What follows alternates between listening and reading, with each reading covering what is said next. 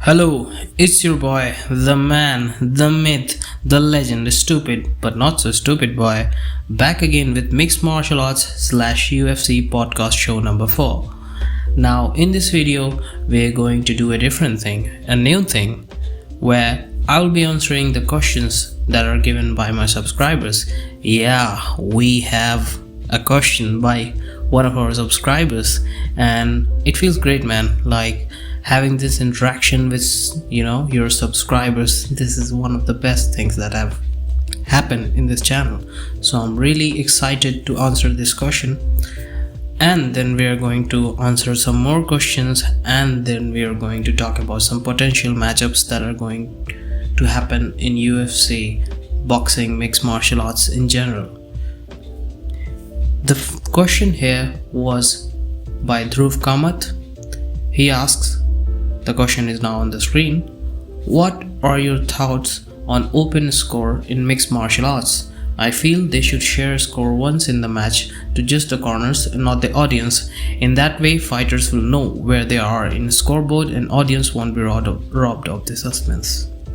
Yeah, I mean, this is one of the most important discussion topics in the world of mixed martial arts, because ever since the fight of Holly Holm and Vera, it was like Holly Holm won that fight and she was robbed of the decision. But I have mixed feelings about this open scoring.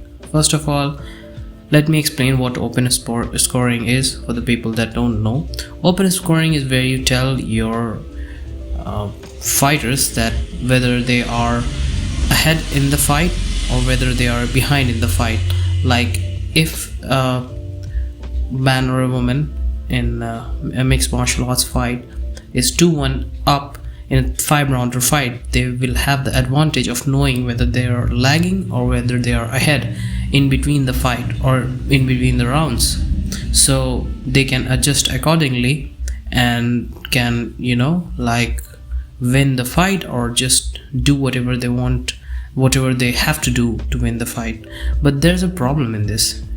Do you understand whether if a fighter, like when a fighter is 3-0 up in a 5-rounder or a 2-0 up in a 3-rounder fight, do you think he will try to engage? He will try to go deep in the fight, like he will try to knock the other woman out? I don't think so. I think like he will just wait on the outside, just try to make this fight that is winnable for him. So he will just try to make this a boring fight, just try to win on the outside, not take chances. So that will just make it very boring fights. So I don't like this idea of open scoring in that form, whether the fighter will know and everybody else will not know. I think the opposite can be done. I think like if the audience knows, it would be better, but I don't think that would affect the fight too much. But I think if the audience knows, then it would be better. Like, they won't be shocked at the end of the fight like we were shocked in Max Holloway and Alex Volkanovski 2 fight, and in the Holly Holm and Vera fight. So that would be the better way. But I don't like this concept of open scoring. It will actually change. Like, it's not the problem. I think the problem is the worst judgment of the judges, and that should be solved, because there are some problems that you can solve and there are some problems that are beyond UFC, because those are the matters of Athletic Commission. And if Athletic Commission don't want to change the judges, like Saul D'Amato or something like that, they are like poor judges, and if they want to change, like, they have to change the judges. These judges are not up to the mark of UFC, where these top athletes, they work so hard to win this fight. So I don't think like they should not give these judges a chance. So in a sport where it is damage based, I don't think like they should give weird decisions where the other fighter that is not who does not deserve to wins the fight. So I don't think like that. Now, after being done with this question, I really want to thank Dhruv Kamath for this question, because you just provided me a chance to interact with my subscribers, so thank you very much. I would be lucky to have more questions in this and the next podcast that I will do, because I want to talk with my subscribers. I want to have a conversation, like really want an interactive way of talking where I talk with my subscribers. So, and I'm really open to have a podcast with somebody else who's more knowledgeable in the field of mixed martial arts, because that's very important for me. And the second fight we're going to talk about is, the second topic we're going to talk about is Dustin Poirier calling out Colby Covington. And that's very unique for me, because Dustin Poirier is not the biggest lightweight. He's heavy, he's broad, but he's not long. He's just 5 feet 9 inches in height, and he's talking about taking on one of the best wrestlers in the welterweight division, probably the next guy after Kamaru Usman. So I don't feel like this is a good matchup for Dustin Poirier. But Covington wants it fight, because the way he's been insulting the wife of Dustin Poirier and his kids, Louisiana swamp trash. So I just feel like Covington wants it fight too much, because he's looking for a money fight, and I don't think Kamaru Usman fight was that money fight. So I feel like Colby Covington wants it fight more than Dustin Poirier, but Dustin Poirier is like, I'm not getting a fight, so fuck everything, I just want to fight, so let's fight with Colby Covington. So this is a good matchup for Colby Covington, but not so for Dustin Poirier. So I don't feel like Dustin Poirier should push for this fight. I just don't like this idea for Dustin Poirier. He's not that big. He's heavy, but he's not big. So I don't like this fight for Dustin Poirier, not at all. He will get humiliated against Colby Covington. Justin Gaethje said that Colby Covington will defeat him in a mixed martial arts fight, and I think he's very honest. I think Colby Covington will defeat Justin Gaethje. So there's the thing. I don't like this matchup for Dustin Poirier. Next, we are going to talk about Nick Diaz wanting to return in December, somewhere in December, or like at the later half of this year. No, Nick Diaz wants a title fight. That's bad, man. You cannot have a title fight against the way that you looked against Robbie Lawler. He looked slow. And as much as I am a fan of Nick Diaz, I will say that he doesn't deserve a title fight. Nor does he deserve a fight against, top welterweights. I think he deserves... his last fight wasn't even at the welterweight. He fought at middleweight. So, he didn't make weight. So, I think Nick Diaz should fight unranked guy, or like those guys that are really not in their prime, because I think Nick Diaz is going to get smoked if he is going to fight even the top 10, anyone in the top 10. So I don't like this fight for Nick Diaz. He wants a title fight with Kamaru Usman. Oh my goodness, I just don't like it. And then we're going to talk about the lightweight title picture, because it's getting messed up. We're having some good fights coming up, but they are not in the top 5. They are outside the top 5, because these two guys like Dustin Poirier and Justin Gaethje, they are not fighting for the title anytime sooner, because they just lost to Bronx Oliveira. And for Charles Oliveira, he wants that money fight with Conor McGregor. He doesn't want to fight Makhachev. But I think Makhachev deserves a title fight, maybe, but if he defeats Beneil Dariush, I don't think he deserves a title fight now, because he's never beaten top 5 opponent. So do you see how this thing is messed up? Tony Ferguson is nowhere near the title picture. He just got knocked out by Michael Chandler. Michael Chandler cannot be in the title picture because he just won one fight and lost 2 fights like before that. So, and one of them against the current champion. So he's not in the title contention. Maybe he will be if he wins the next fight, but I don't think he's in the title contention. So do you see the problem here? There's no clear cut. who should, I mean, Beneil Dariush is out of his opponent, so I just don't know. I mean, like, this lightweight title picture should be clear now. So first of all, we are going to talk about Dustin Poirier, who should fight. I think Dustin Poirier should go for the fun matchup with Justin Gaethje, because that would be a fan favorite, because the first fight was itself a fan favorite. Justin Gaethje versus Dustin Poirier, oh my goodness, what a war that was. So I just like that idea where Dustin Poirier fights with Justin Gaethje for just a fun matchup. I don't think they are near the title contention anytime sooner, and that's a good fight for Dustin Poirier, to be honest. He doesn't have to go the Covington route. I don't think he's winning against Covington, or he's getting anywhere near the title contention against, you know, these top welterweights. So Poirier should fight against Justin Gaethje, and same goes for Justin Gaethje, he should fight against Dustin Poirier. So that's done. And now we're going to talk about Michael Chandler. Michael Chandler, I don't think he should try to fight Conor McGregor at this point of time, because I know he's looking to fight Conor McGregor, but I think if he wins the next fight, the way he's knocked out like Tony Ferguson, I think he's near the title. I think if he wins the next fight, he might fight for the title, and the best matchup for him would be against Beneil Dariush, because Beneil Dariush is quite hittable.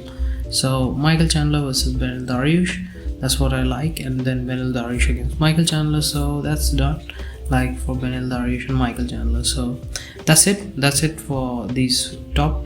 Now we're coming to the fun part, like Conor McGregor, who he should fight on his return fight. And I have a name, you know, Nick Diaz. Why I say that? Because that makes sense.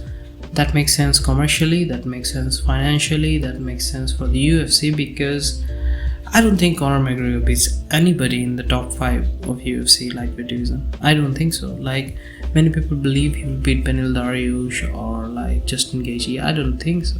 I really don't think so. He's going to get smoked. I don't think he should fight with Justin Gaethje or even the Michael Chandlers of the world. I don't think he should fight. So I think the best thing that could happen for Conor McGregor is that he fights with Nick Diaz. Like, Nick Diaz is looking for one big fight before he finally retires, you know. So I think he should fight against Conor McGregor, and Conor McGregor should fight against Nick Diaz, even though that can be a welterweight fight. So that's it for Conor McGregor. Now comes the time for Tony Ferguson.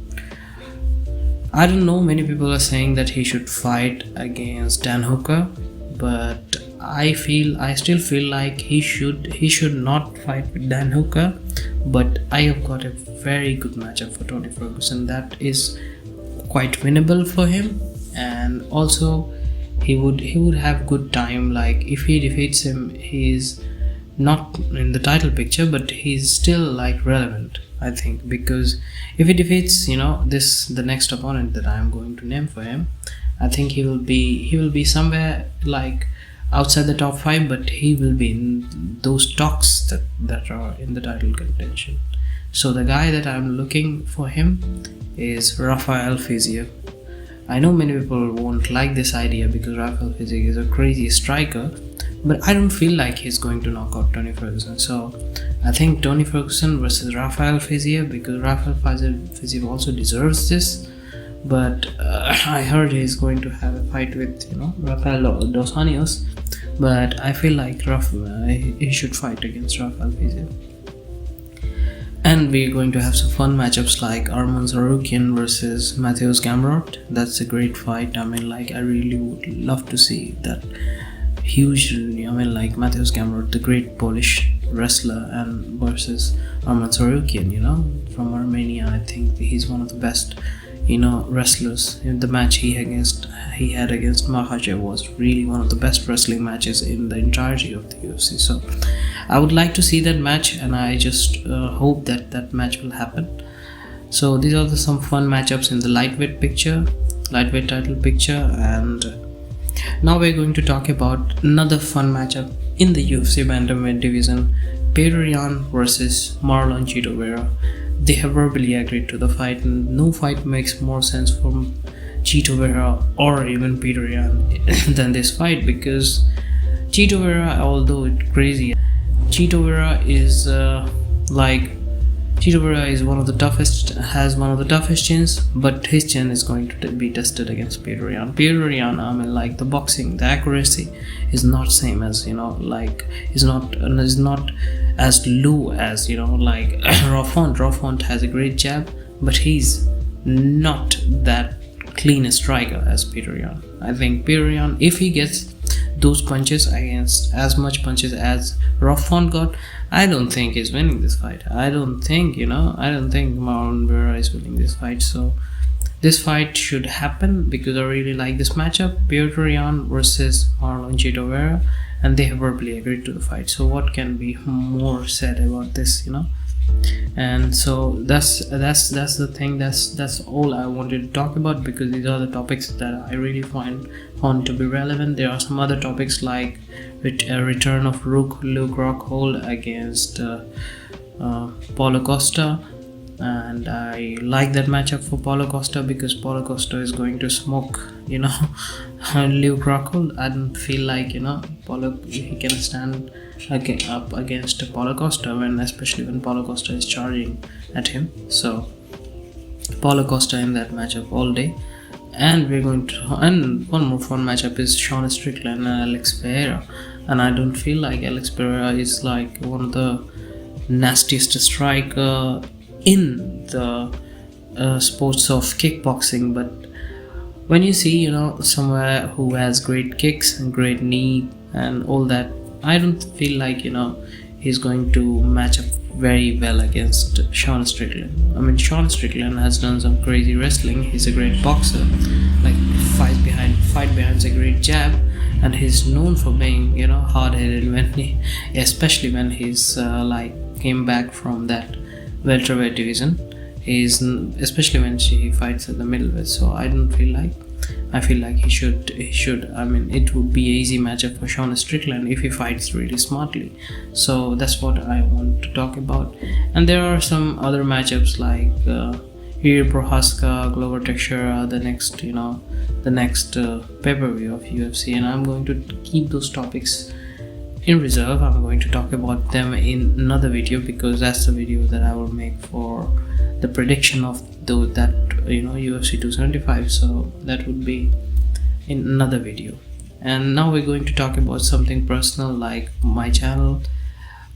This channel is like, if you're like in this deep in the video, you have to listen to this, because this is my rambling about my channel. But I just want to say some things about my channel. I mean, here we do discussion about the world of mixed martial arts, the world of boxing, and all forms of combat sports. So yeah, this is that kind of channel. But occasionally I also want to do some other stuff, but I don't think YouTube algorithm expects that from me. But I would do that. I would try to do different things. Like I will upload podcast on different topics, not only the topic of mixed martial arts, but I will try my best. To keep you guys entertained, try to make content that is really enjoyable and watchable for everybody. But in order to do that, I should have time. I mean, I'm a busy person.